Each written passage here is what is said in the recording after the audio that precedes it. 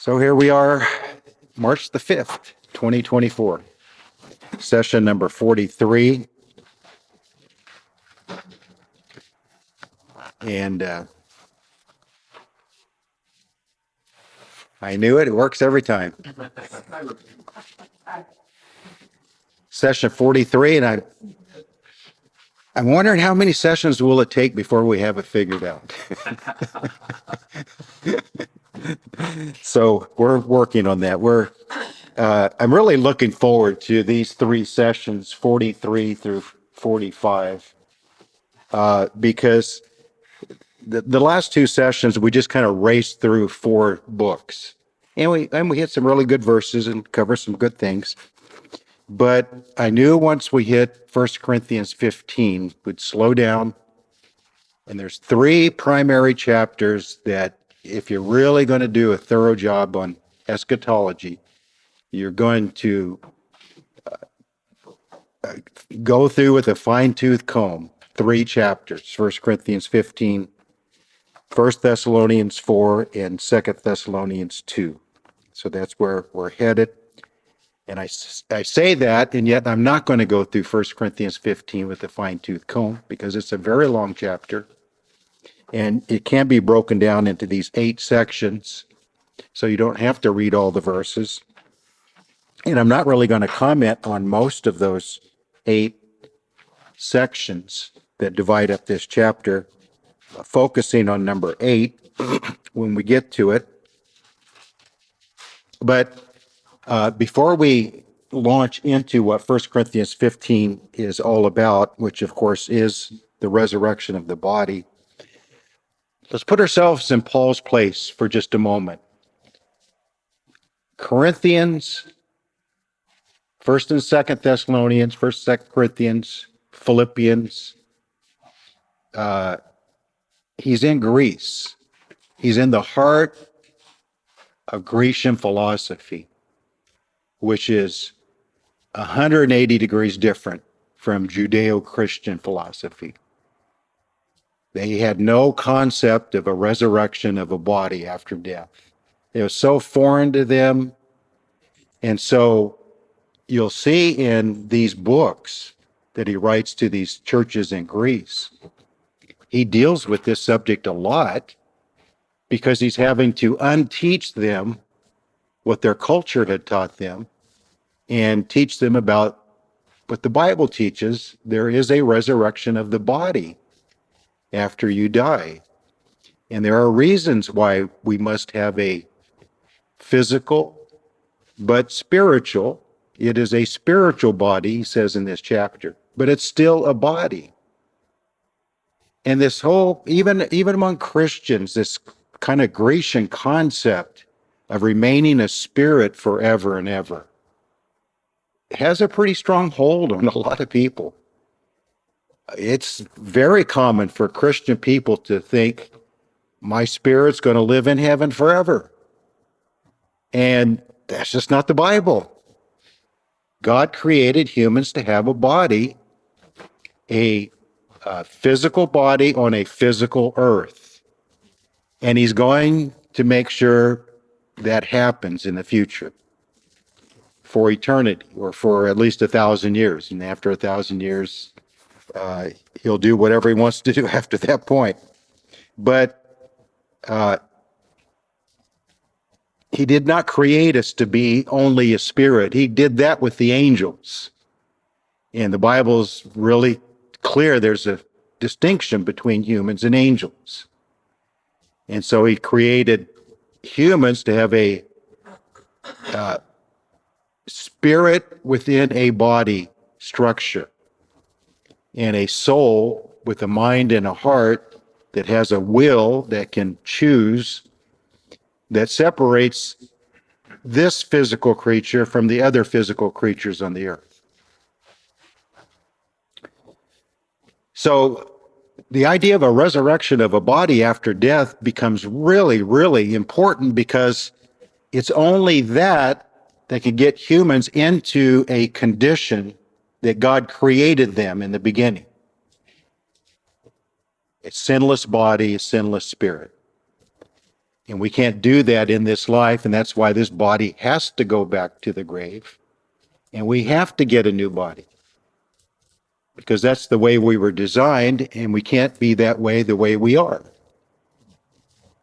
So God incorporated the resurrection of a new body into our existence. It became a necessary addition because of the fall into sin. And so resurrection is vital in a Judeo-Christian worldview. But we don't really understand the opposition to that Paul faced when he'd go to Greece, when he went to Rome, when he went up into Asia. You know, all the places he went, they had all kinds of wacky ideas about the afterlife. Some taught you just went out of existence. Many taught your spirit just kind of goes somewhere forever. Some taught reincarnation.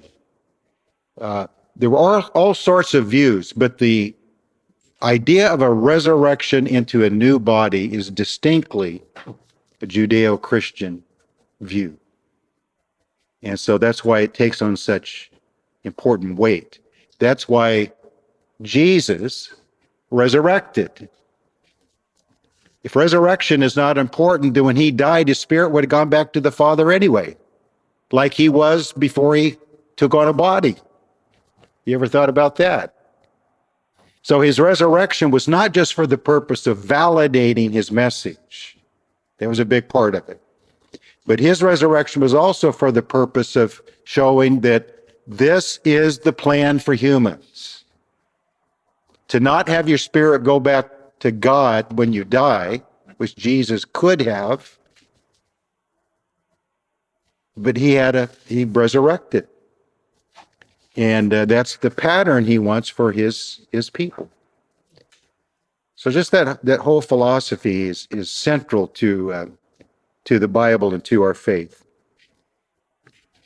So I say, as is the case with most every key doctrine, the foundation of a clear belief in a future resurrection is in the Old Testament.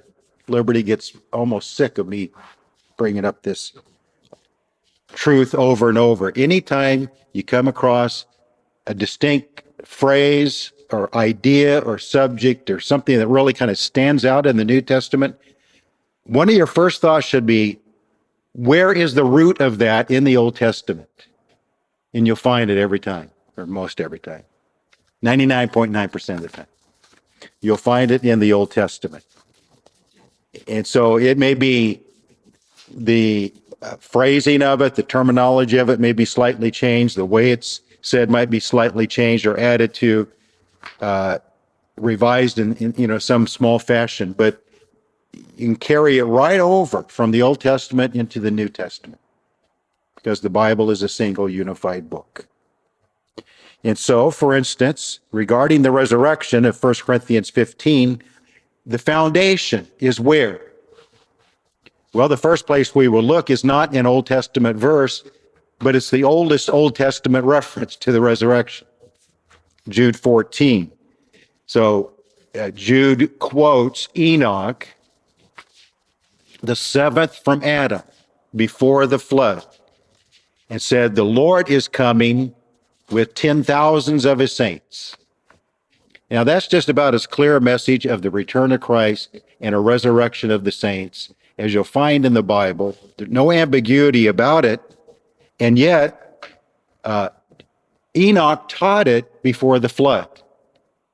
So this idea of the Lord coming, resurrected saints coming back with him to the earth, and then the next verse in Jude goes on to talk about his judgment on the wicked, was a clearly established doctrine before the flood.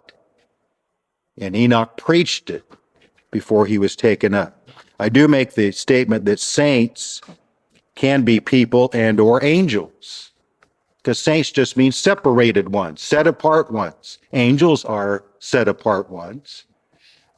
In several verses, such as Matthew 16:27, he shall come in the glory of his Father with his holy angels, and then he will reward each according to his works. So when is the rewarding time? When he comes in the glory of his Father with his holy angels. Hardly anyone in a pre-tribulation rapture view teaches the angels coming with him at that point. But they do teach that he comes, he takes the saints back to heaven, he marries them, and he rewards them. But Jesus said in Matthew 16:27 that I'm going to come in the glory of my Father with my holy angels, and I will bring my reward with me at that point. When is that? When his holy angels are with you. 2 Thessalonians 1:7 says he's going to come in with his holy angels. What's the exact wording? 2 Thessalonians 1:7, with flaming fire, to give you who are troubled rest. When? The word when is there, isn't it? When the Lord Jesus is revealed from heaven with his mighty angels. When is our rewarding? The same time as when is our rest? When he comes with his angels with flaming fire. That is not a secret pre-tribulation description or picture. That is a post-tribulation description, clearly. And so one verse says that's when he brings his reward with him. The other verse says that's when we rest with him. And it's when he comes with his angels. So those are just other pieces of evidence for my view. Verses in the Old Testament that are the foundation for 1 Corinthians 15, Job 14:14. We've looked at some of these verses before, but maybe not all in the same session. And one reason why this is important, Job 14:14 says, I will all the days of my hard rest. If a man dies, shall he live again? That's a good question, isn't it? That's what almost every human has ever asked in history. Is there life after death? All the days of my hard service, I will wait till my change comes. Change. So resurrection is described as change. Because we're not going to be resurrected in our mortal bodies. We're going to be resurrected in immortal bodies. So it's a change. Now, Job lived not too long after the flood. And like Enoch, he understood that this body needs to be changed. And the change is going to be an eternal body. So they had some pretty clear understanding of things way back then. And the reason this verse is so important is because Paul, without doubt, one of the greatest experts on the Old Testament scriptures who probably ever lived, decided to use this same word in his description of resurrection in 1 Corinthians 15, 51 and 52. We shall be changed. He says it twice. We shall. Why did he choose the same word that Job used? Because he wanted to connect the two. He wanted to basically say, what's going to happen to us in our resurrection? The same thing Job talked about. Our change is going to come. Paul was a pretty sharp guy, wasn't he? He knew, I want to connect what I'm saying to what Job said. A change. In Job 19, and this really puts it in a time setting, or a setting that we would understand. Verse 25:19 of Job, for I know that my Redeemer lives. He shall stand at last on the earth. On the earth. Not in the air, as Paul will talk about in 1 Thessalonians 4. We do meet him in the air, but then we come with him to the earth. He shall stand at last on the earth. Why is that important? Well, everybody agrees that when Jesus comes to the earth, that's going to be after the 7 years. Everyone agrees with that. And after my skin is destroyed, this I know, that in my flesh, but glorified flesh, in my flesh I shall see God. Not in my spirit, but in my flesh. What kind of flesh? The flesh that has been changed, he said in 14:14. Whom I shall see for myself, and my eye shall behold, and not another, how my heart yearns within me. So when shall I see him? When shall I see him in my flesh? When he stands on the earth. What I'm trying to develop in these Old Testament scriptures, because it really presents a major problem for anyone being honest with the scriptures if they hold to a pre-tribulation rapture. And that is, these Old Testament passages clearly paint a picture of us meeting up with Jesus when he's standing on the earth and I'm in my new body. What we would call now a post-tribulation time setting is clearly what this is describing, not some spirit up in heaven seeing him. In my flesh, seeing him when he's standing on the earth. I'm not going to read all of these Psalms. I just gave them for reference because I wanted to let you know there's a lot more in the Old Testament about the resurrection than you might think, and a number of them are in the Psalms. Then we go to Isaiah 26.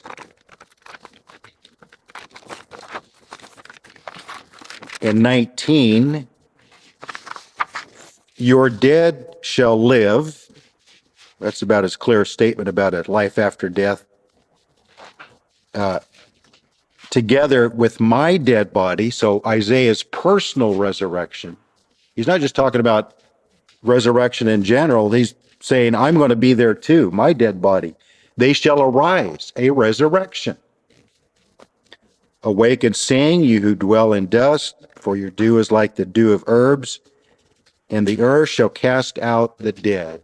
Ruth, do you have that open in your New American Standard? Yes. Can you read verse 19 to us? Your dead will live, their corpses will rise. You who lie in the dust, awake and shout for joy. For your dew is as the dew of the dawn, and the earth will give birth to the departed spirits. Give birth. Interesting. Cast out, New American Standard, give birth, because the Hebrew actually can mean a birth. Our resurrection is a birth of a new body. The picture of graves opening up means that the earth is like the womb. And then at a certain point, the graves burst open and the bodies come out. And it's described in terms of a birth. And that's important because I'll come back to these other verses in just a minute. But that next paragraph, Adam died spiritually first, then physically. The undoing of that in a new birth is in the same order. First, the spirit is born again, John 3:6, and then the body is born again, 1 Corinthians 15:53, or we would say Isaiah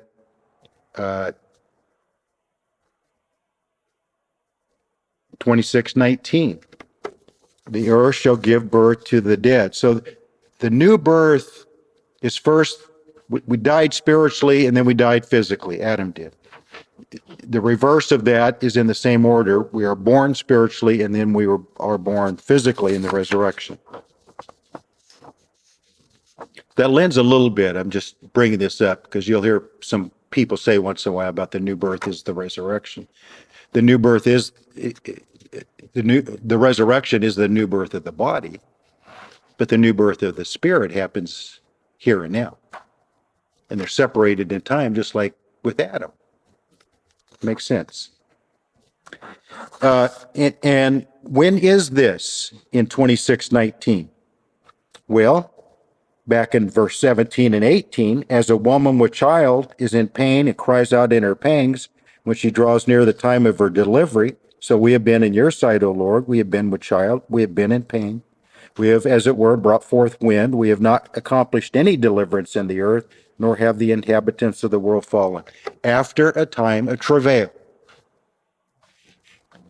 So many times in the Bible, it compares all of this to a woman giving physical birth.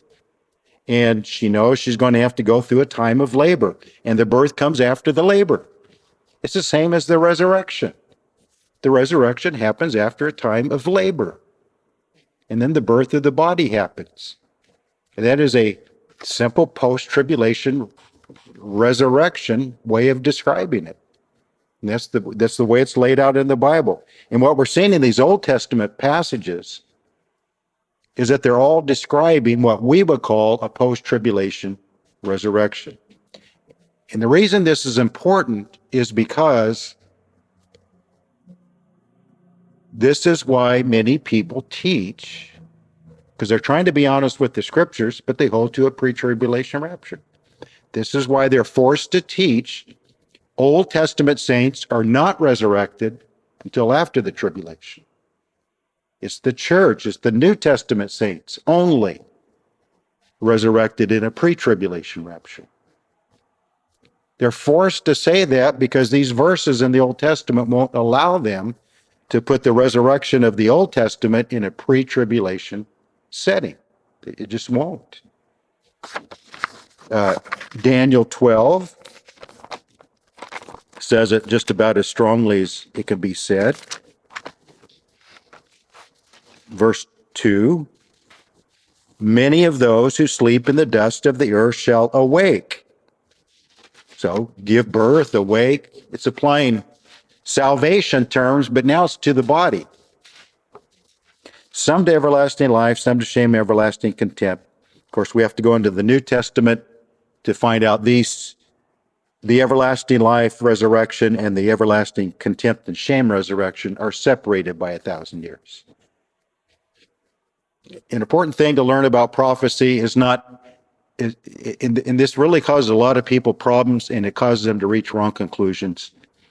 Not every prophetic passage about a particular subject has to include all the details. And so because this doesn't include the details of being separated by 1,000 years, this is the main verse people use to teach a general resurrection of all the dead at the same time. See, it says right there, Daniel 12:2. And so you'll find this on many prophetic subjects because it doesn't include all the details. You think, well, then maybe what this other passage says isn't quite right. No, and that's why you got to put verses together.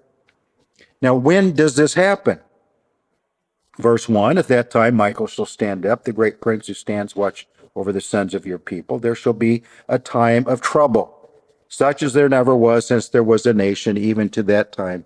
And at that time your people shall be delivered, everyone who is found written in the book. After a time of trouble, such as there never has been. So once again, and then in 12:13, Daniel's personal resurrection. Hosea 6:1-2, I won't turn over and read it, but I quote the important part. After 2 days, he will revive us. On the third day, he will raise us up. So whenever the third day is the 6th day. There's 4 days in the Old Testament, 2 days New Testament times. The third day is the seventh day, the Sabbath millennial. So that's when the resurrection is connected to the third day. And then 2 verses in Hebrews 11:19, 11:13, because I included these because this is where it talks about Abraham, Isaac, and Jacob.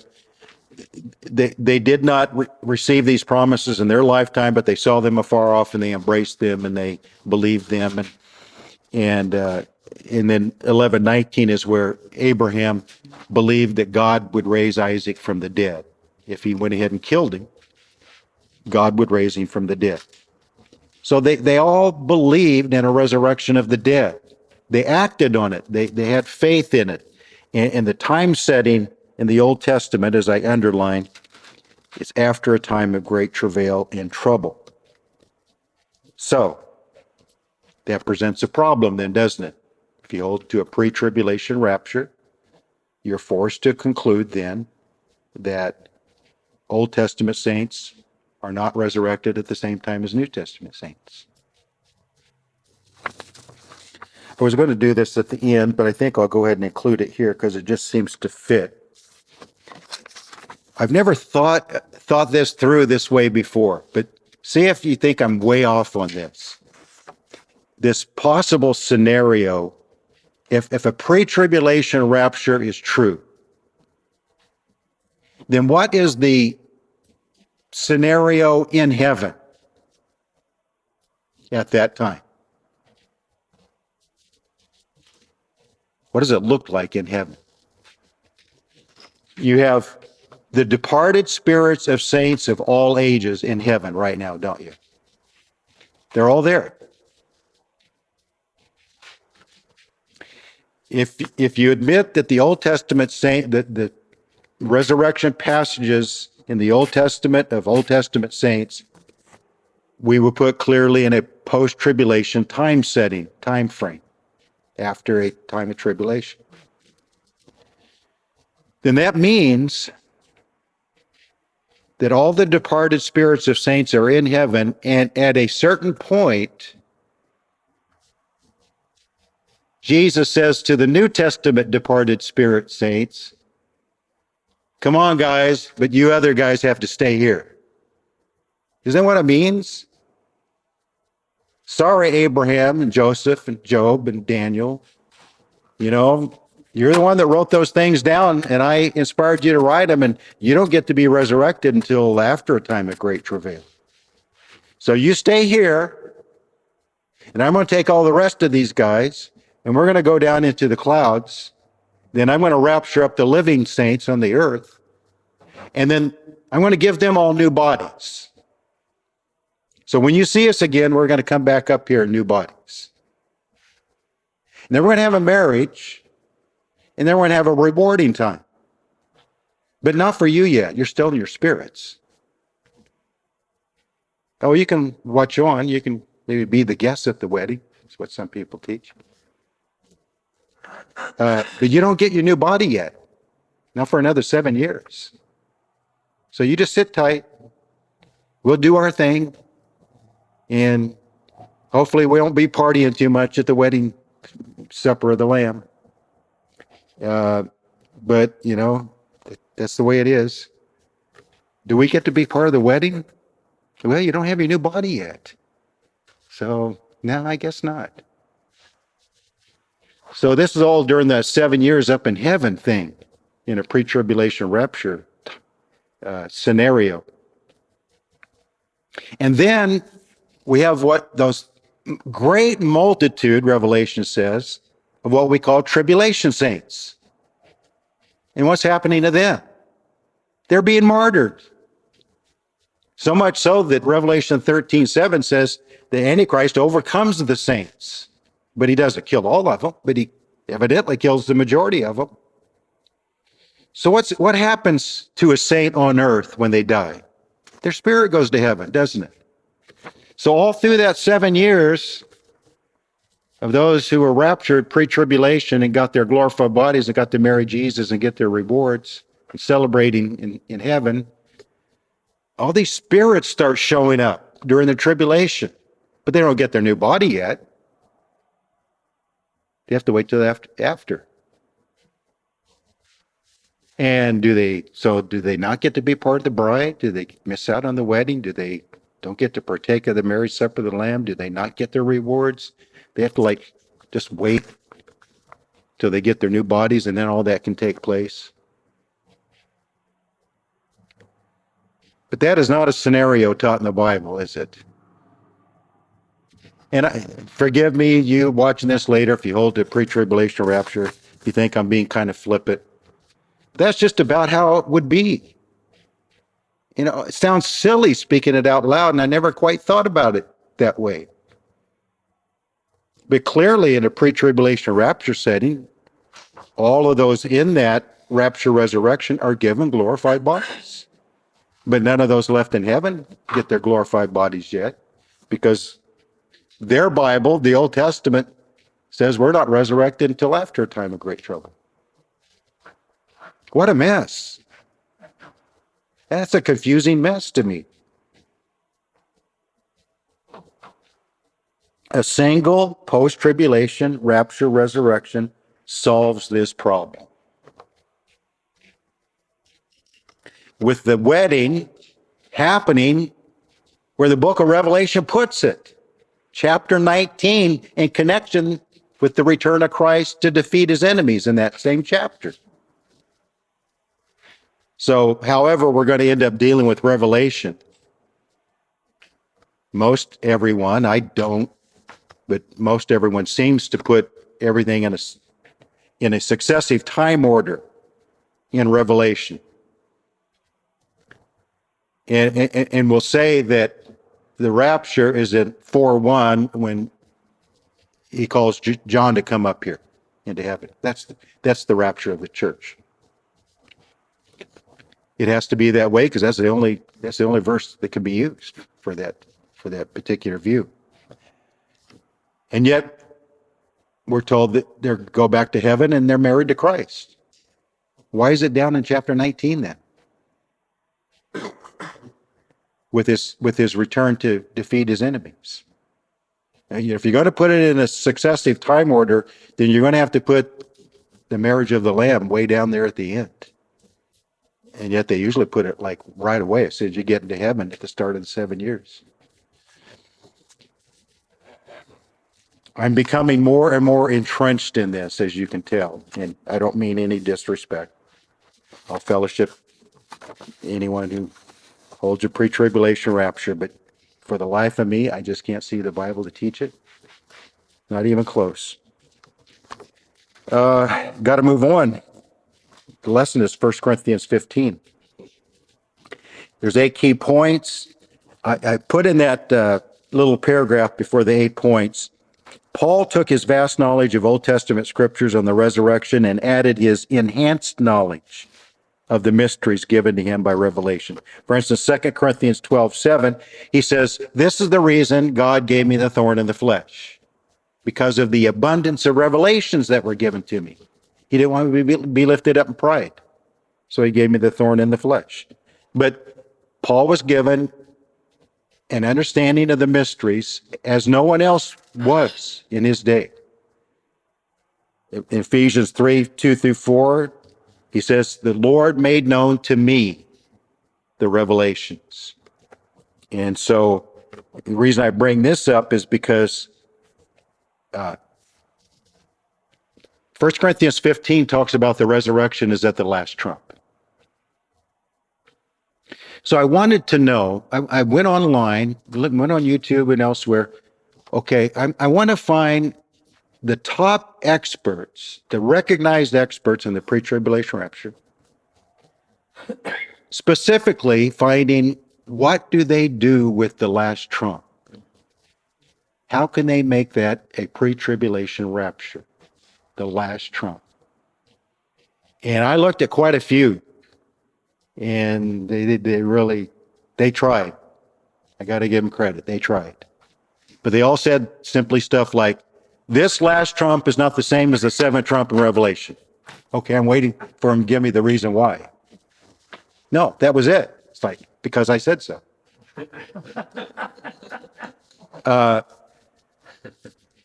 One guy came the closest. I got to, he had this look like, I've got to figure it out. I've got to figure out why the last trump is not the same as the 7th trumpet.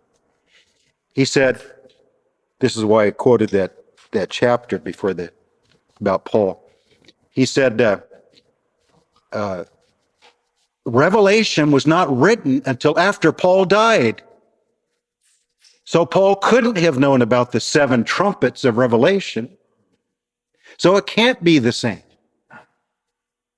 I'm thinking about I just gave 2, but there's a lot of verses where Paul brings up, I was given things, it's not lawful to even utter what I saw in heaven. I was taught by Jesus personally for 3 years in Arabia. How much can you learn? Every day, he has one student, me, and he's pouring everything into me. So at least the man tried. But that's kind of a weak argument, isn't it? Pretty weak argument. So here's 1 Corinthians 15, kind of organized into 8 major points. The gospel must include the resurrection of Christ. It must. If you take away the resurrection of Christ, Paul goes on to argue you're still in your sins. You're lost. You're hopeless.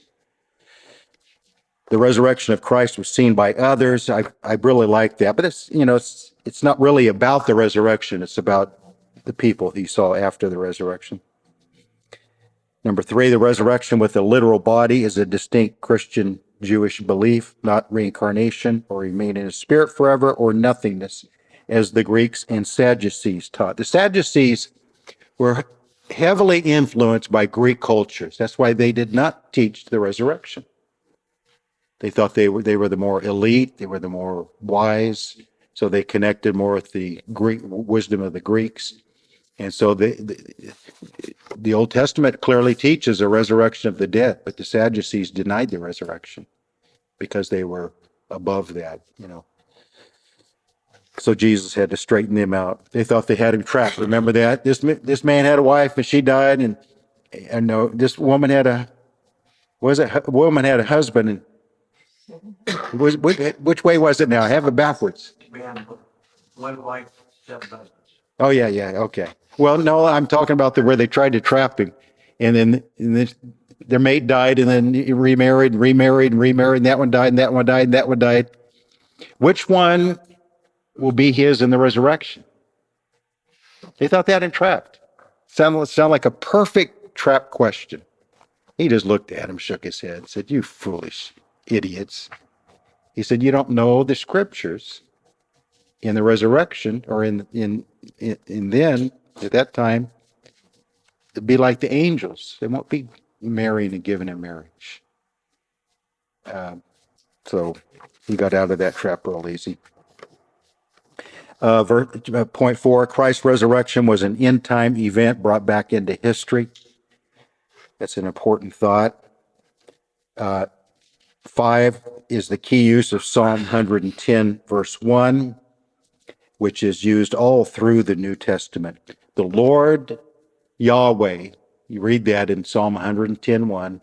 The first Lord is all capital letters. So that's Yahweh, his personal name. We say God the Father. The Lord said to my Lord, to Jesus, "Sit at my right hand till I make your enemies your footstool." So we went over that last time. Psalm 110:1 is the time between his ascension and his return. He's sitting at the right hand of the Father, and the Father's going to set it up to make his enemies his footstool, which Jesus will participate in on that white horse. Number 6, the future resurrection is intended to change us now. That's a really important teaching. That's the practical part of it, where he says, "Awake to righteousness. We are to live a resurrected life now, raised to walk in newness of life." Number 7 is the details of our new body, and I give you other passages, 2 of them written by Paul, 1 by John. Verse 49, if we bear the image of the earthly Adam, we're going to bear the image of the heavenly Adam. Whatever that is. I mean, that's one of those things we don't have all the details worked out yet. John says in 1 John 3, 1 through 3, we are now the children or sons of God. We shall see him as he is, and we shall be like him.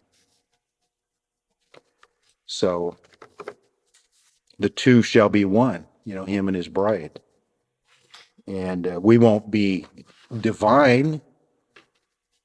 So, just like what did it mean in the beginning when God said, "Let us make man in our image"?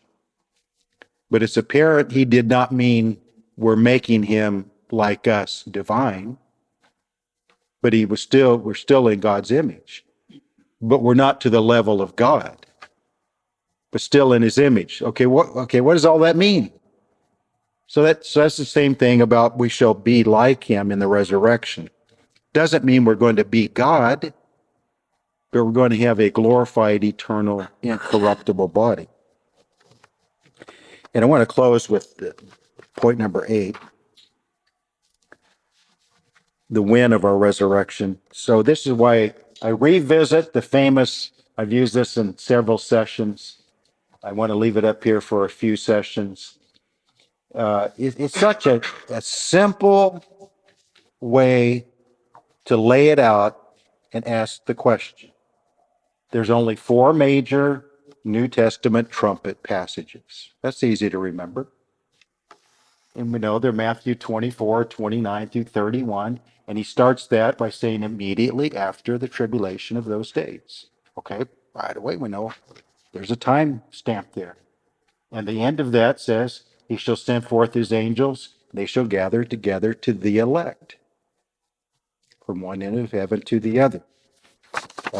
Many, especially if you teach the pre-tribulation rapture, what do you do with a passage like that? Well, what you do is you say, the elect that he gathers together is not the church or not the saints, it's Israel, it's the Jews. So you let yourself off the hook. There's a major problem with that, for one thing, is that he speaks about the elect um,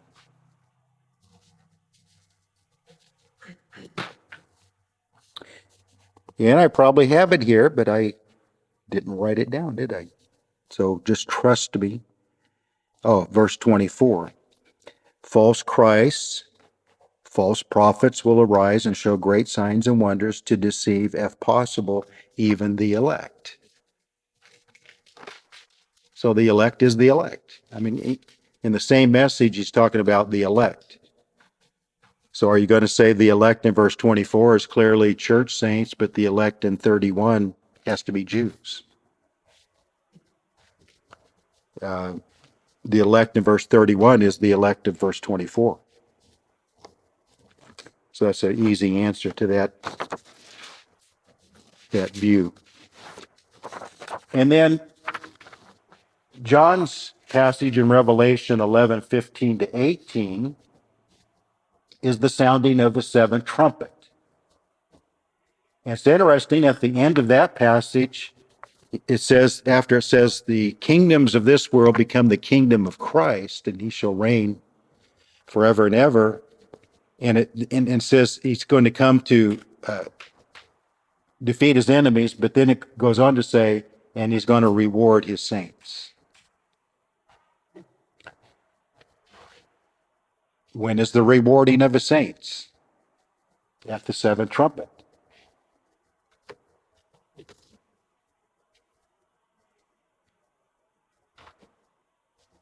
How could it be 7 years earlier up in heaven, you know?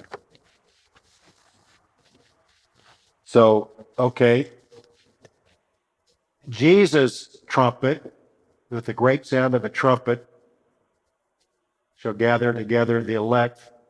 John's seventh trumpet. So we clearly, everyone would have to agree that 1 and 2 go out there at the end, 1 and 2. You have to put them there. So then the challenge is, did Paul speak of a last trumpet different than Jesus' trumpet and John's trumpet? Did he have a different trumpet in mind that 7 years earlier than theirs, with absolutely no hint or indication or implication or anything that he was talking of a different trumpet?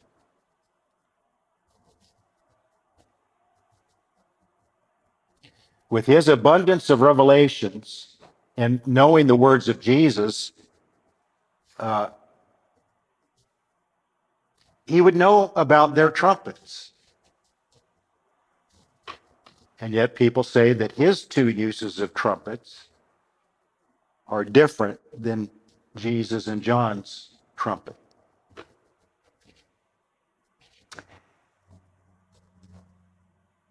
And yet, this is the reason I put the word changed over there. 1 Corinthians 15, 51, and 52. We shall be changed. He's thinking of Job 14, 14. All the days of my hard service, I will wait till my change comes. And Job goes on to say in a few chapters later, that's going to be when his feet stand on the earth, and in my flesh I shall see him. Not in the air spirit setting, on the earth. That's when my change happens. Paul knew Job quite well, I'm sure, Job's writings. And he purposely chooses the same word to describe our resurrection. We shall be changed. The other point I would make that I have written down here, I brought it up before.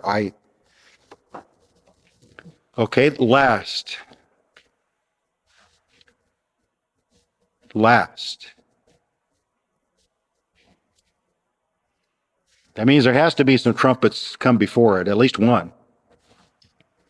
But it speaks of a series of trumpets, doesn't it? If there's a last trumpet, there's trumpets that come before. Where are they? And what is their purpose?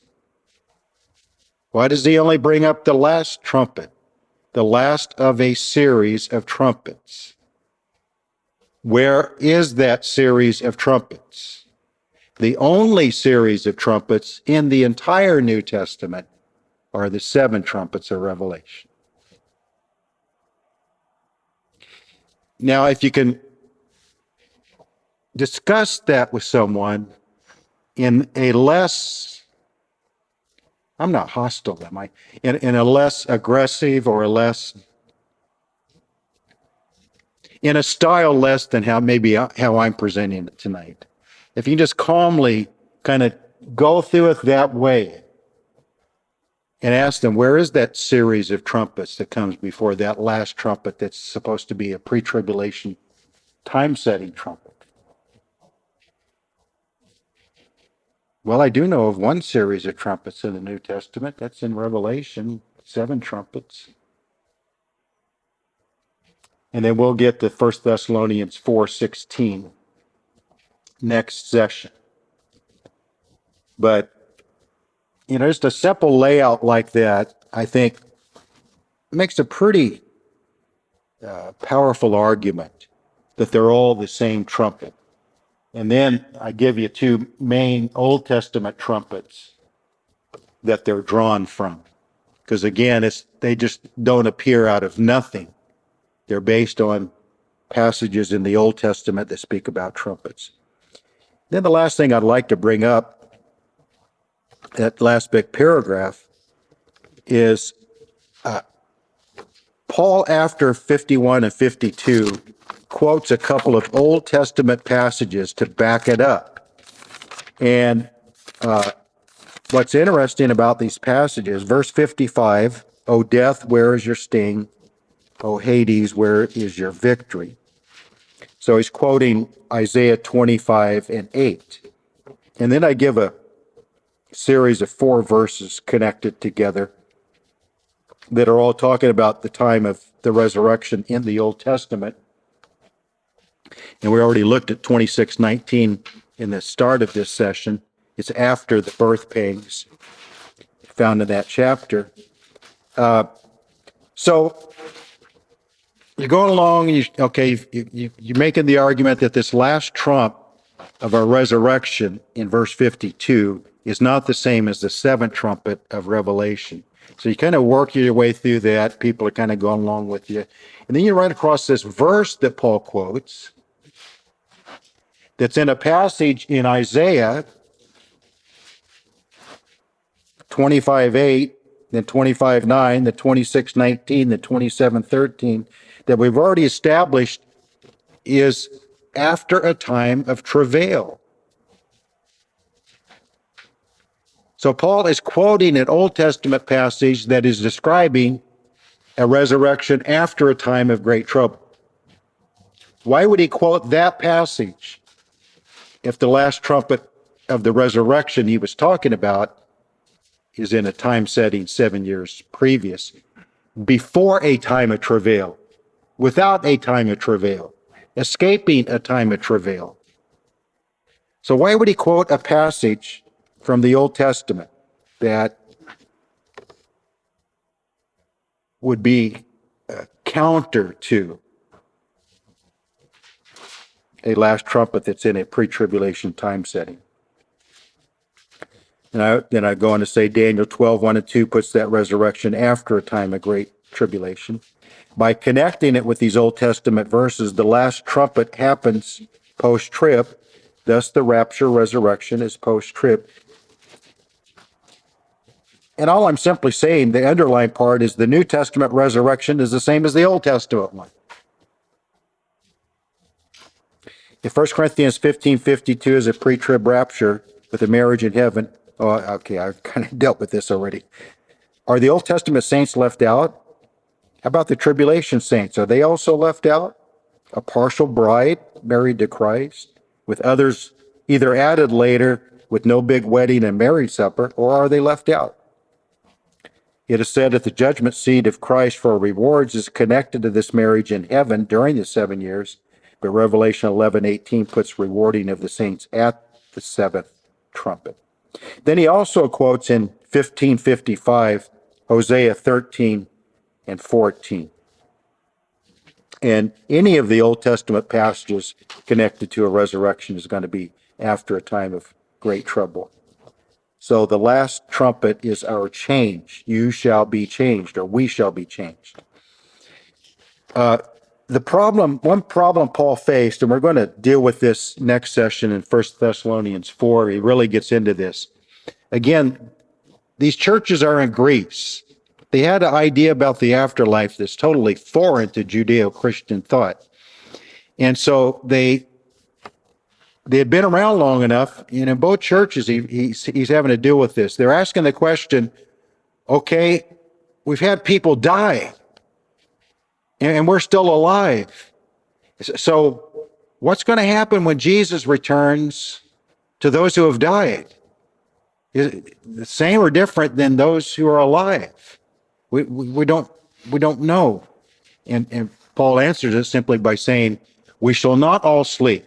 There's going to be some people still alive when he comes back, but we shall all be changed. So in the end, whether you're alive or whether you're dead at Christ's return, you're going to be the same eventually with a resurrected, glorified body. At the bottom, you can read these on your own, but I ask a question, where is the wedding and wedding banquet?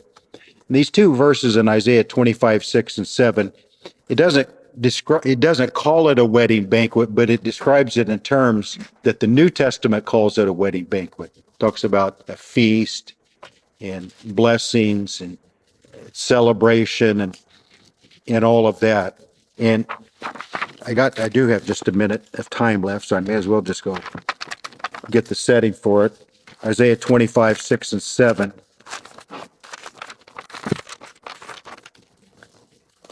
And in this mountain, that would be Mount Zion, that would be Jerusalem, that'd be where Christ is going to rule from. And in this mountain, the Lord of hosts will make for all people a feast of choice pieces, a feast of wines on the lees, of fat things full of marrow, of well-refined wine on the lees. And this seems to be describing the marriage supper of the Lamb. That's what I'm making it out to be. And it's describing a setting on the earth in this mountain. And he will destroy on this mountain then the people who reject it. And then he quotes that in Isaiah 25, 8, there in 1 Corinthians 15. And the reason I wanted to bring this up, it's an earthly setting that's describing what I think is the marriage supper of the Lamb. Not in heaven, on the earth. Remember what Jesus said when he established the Lord's Supper? That's Matthew 26, 29, that verse I put there. He said, I'll not eat it, drink or eat again with you until I take it with you in my Father's kingdom. Now, whatever aspects of the kingdom are in existence now, we understand that the ultimate idea, or the full idea of the kingdom, is Revelation 11. The kingdoms of this world become the kingdom of Christ. He's going to rule on the earth. He's going to be here. That's the kingdom. And so he's basically saying, I'm not going to take this with you again until I take it with you in my kingdom on the earth, connected with the marriage supper. All of that is taking place here, not in heaven.